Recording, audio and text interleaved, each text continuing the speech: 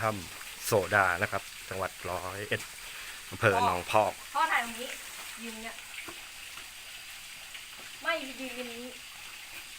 ครับ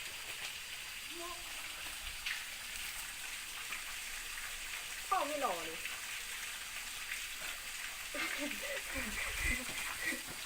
เดินเข้าไปอีก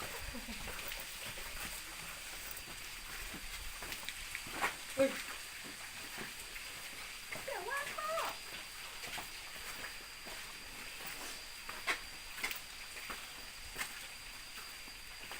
ผ่านตกเข้ามาเจอถ้ำมีวัดอยู่ในถ้ำโอ้ครับ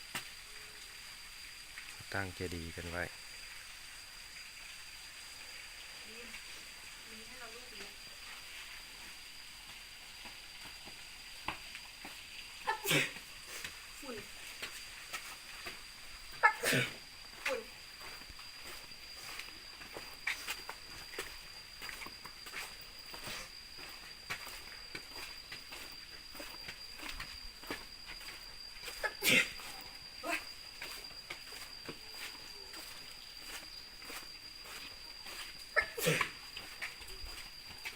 จุดนี้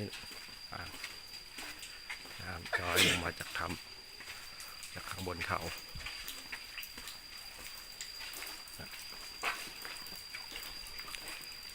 ใส่เจ๋วถ้าวันที่ฝนตกอย่างนี้มันก็จะนี่เลยใช่ไหมใช่แล้ว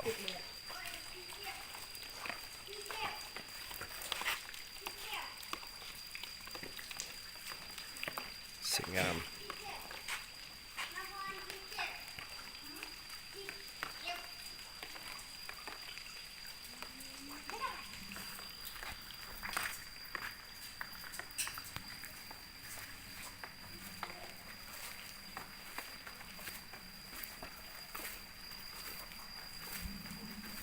ถอดรองเท้า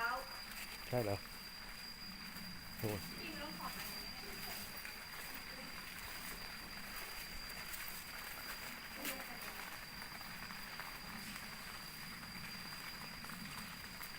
ไม่ใช่ฝนตกนะครับเป็นน้ำหยดลงมาจากเขา